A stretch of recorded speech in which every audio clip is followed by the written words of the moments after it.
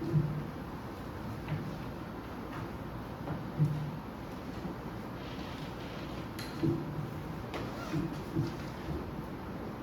tarde a todos. Dando continuidade aos nossos estudos, hoje nós vamos estudar o capítulo 22 do Evangelho segundo o Espiritismo. O título do capítulo é Não separem o que Deus uniu. Tem uma palavrinha aqui que eu vou falar, mas a minha língua tem dificuldade. Se sair errado, o importante é que vocês entendam, tá bom? Todas as vezes que eu vou falar sobre a trama isso daqui. Indissolubilidade do casamento. Todo mundo entendeu, né? Que não é para separar. E o divórcio. Então, o capítulo começa assim. Ele é narrado por Mateus. Está no capítulo 19 do Novo Testamento, no versículo de 3 a 4. Ele diz assim: os fariseus, para tentar Jesus, perguntaram: é permitido a um homem abandonar sua mulher por qualquer motivo? E Jesus respondeu: não. Aprenderam que aquele que criou o homem desde o princípio, os criou macho e fêmea. Então isso já dá uma ideia de que quando Deus criou o homem e a mulher, sem distinção, ninguém era superior ao outro e nem inferior.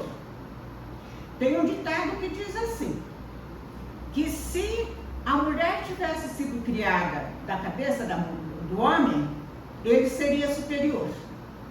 Se tivesse sido criada dos pés, ela seria inferior. Mas segundo a lenda, porque a lenda criou da costela. Isso quer dizer o quê? O quê? Somos iguais, somos companheiros, certo? E ele continua. Ele disse mais: por esta razão, o homem deixará seu pai e sua mãe para se juntar à sua mulher, e serão os dois uma só carne.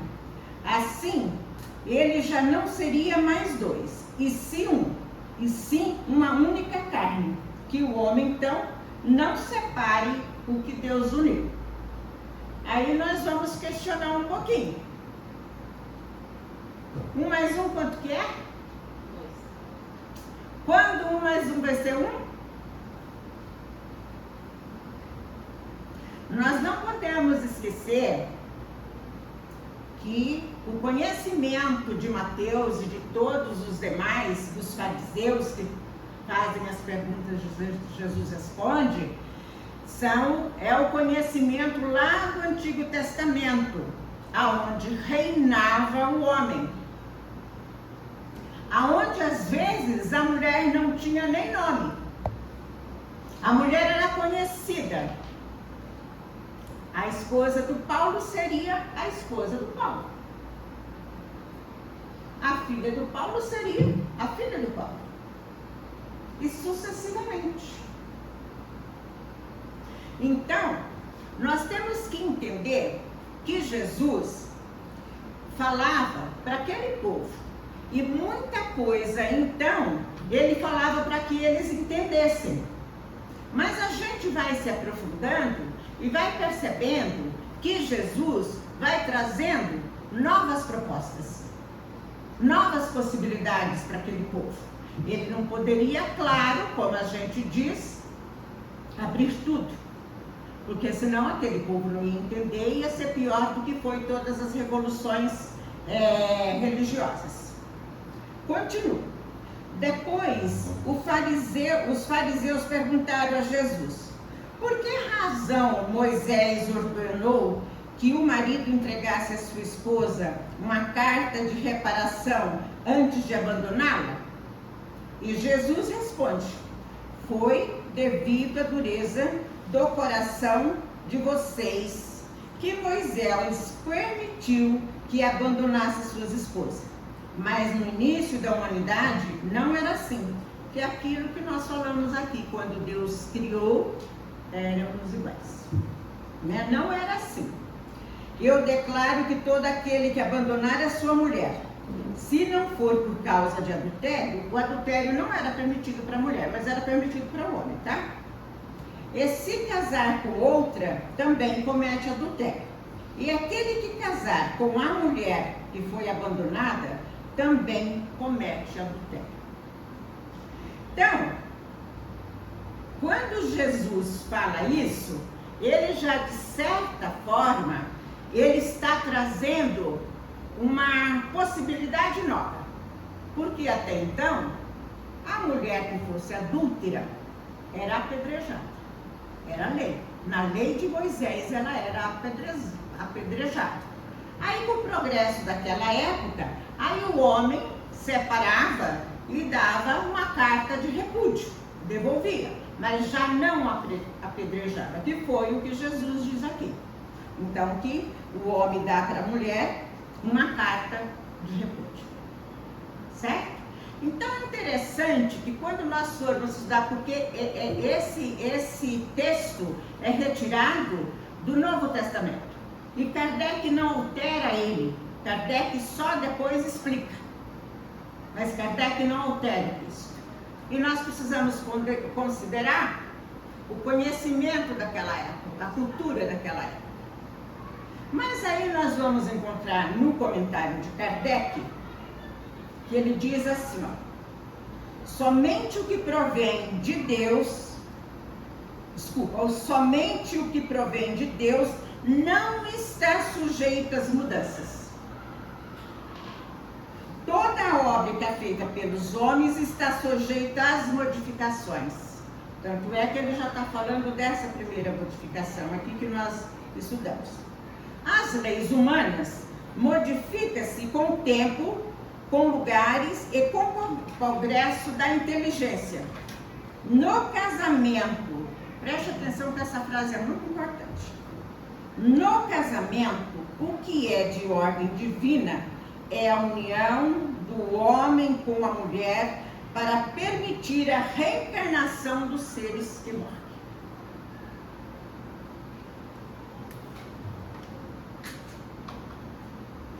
Então está dito aqui no Evangelho que nós só deveríamos ter relações sexuais com a finalidade da procriação, com o propósito da reencarnação, de dar oportunidade para os espíritos que se encontram na erraticidade e necessitam reencarnar. Certo? Mas aí nós podemos perguntar, se o correto é isso, se só isso está dentro da lei, por que que o homem tem as suas necessidades? Por que que o homem tem a necessidade fisiológica, vamos dizer assim? Porque a necessidade sexual é uma necessidade fisiológica. Por que que o homem tem? Porque nós, seres habitantes da Terra, estamos apenas a 1 grau acima do mundo primitivo. Onde no mundo primitivo agíamos como animais.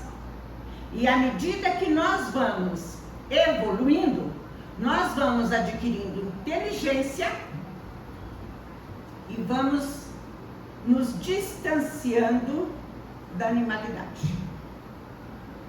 Então, quanto mais nós formos evoluindo, menos necessidade nós teremos de todos os sentimentos que não são positivos e de algumas questões fisiológicas também, certo? Então, é por essa razão que nós ainda temos a necessidade da relação sexual sem o desejo da procriação. E também, se nós aqui já estivéssemos nesse patamar, e sendo ainda de um mundo de provas e expiações,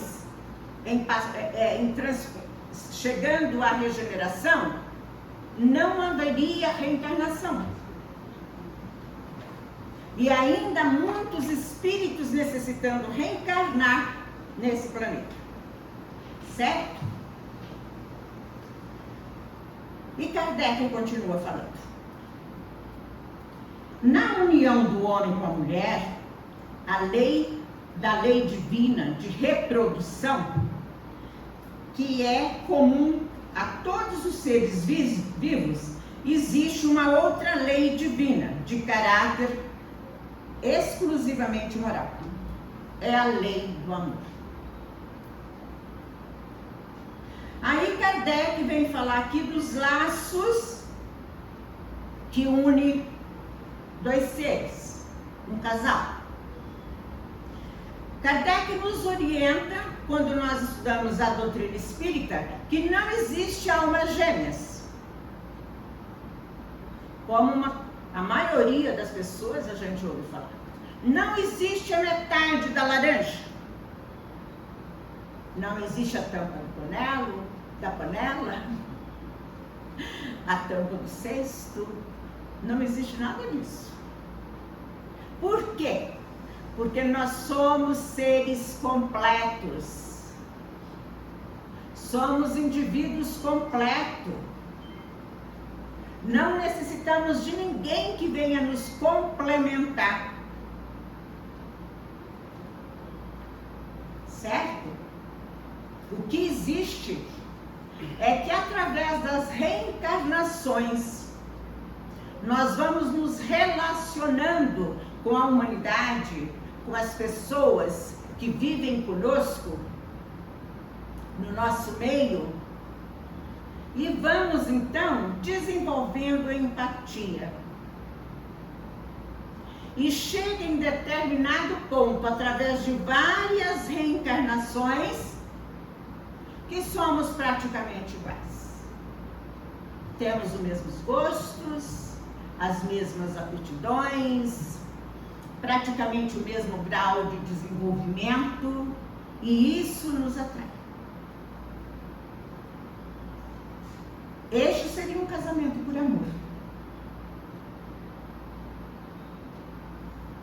Mas a maioria dos casamentos são de prova, quando não de expiação.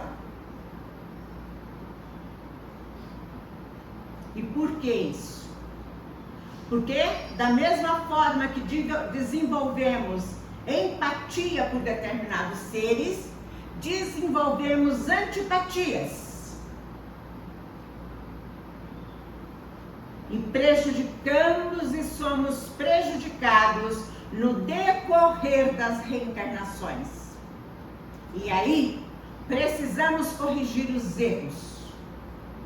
E para corrigir os erros, às vezes, não é sempre, às vezes é necessário estarmos juntos.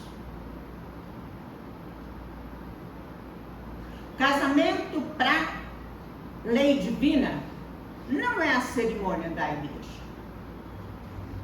Não é o registro civil. Casamento para a lei divina é a união sexual. Vamos parar para analisar todas essas questões.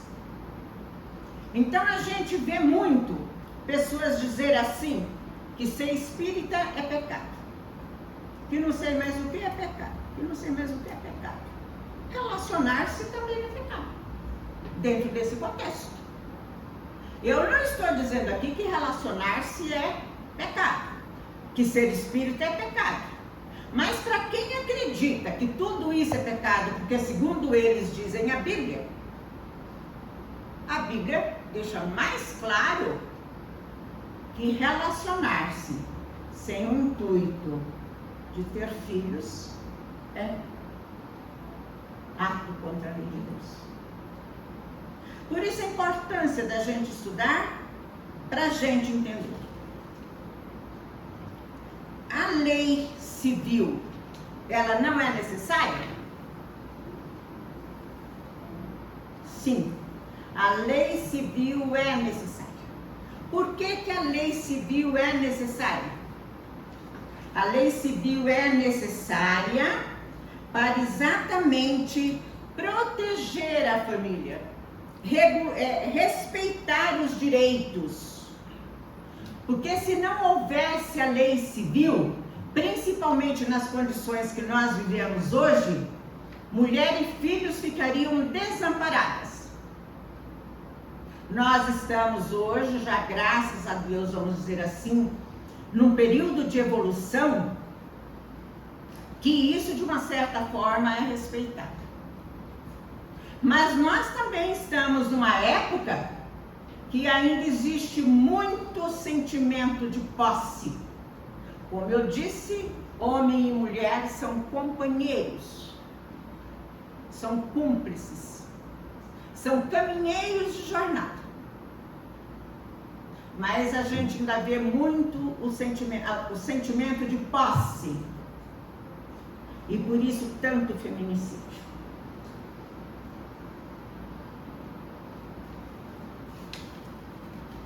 O casamento, ele na realidade é uma escola. Porque nós aprendemos dentro da família. O primeiro núcleo de aprendizado é a família. Aprendemos com o companheiro e vice-versa, com os filhos, com os agregados que vão chegando. Aprendemos com os pais, com os avós, com os irmãos. Quem vive enclausurado não aprende, portanto não progride. Bom, acho que já deu o nosso horário, né? Porque se eu for continuar falando aqui, eu vou mais uma hora. Bom? Então, só para fechar, o divórcio é uma lei humana. O Espiritismo diz que o divórcio veio só para legalizar aquilo que já tinha acontecido de fato. Tem gente que diz assim, o Espiritismo é favorável ao divórcio. Não, o Espiritismo não é favorável ao divórcio. O Espiritismo é favorável quando o casal chegou num ponto que, ao invés de estar resgatando promissórias, estão assinando novas. Então, o divórcio é um remédio. Casal feliz, não se divorcie. Uma boa tarde a todos, tenham todos um bom final de semana e fiquem todos em paz.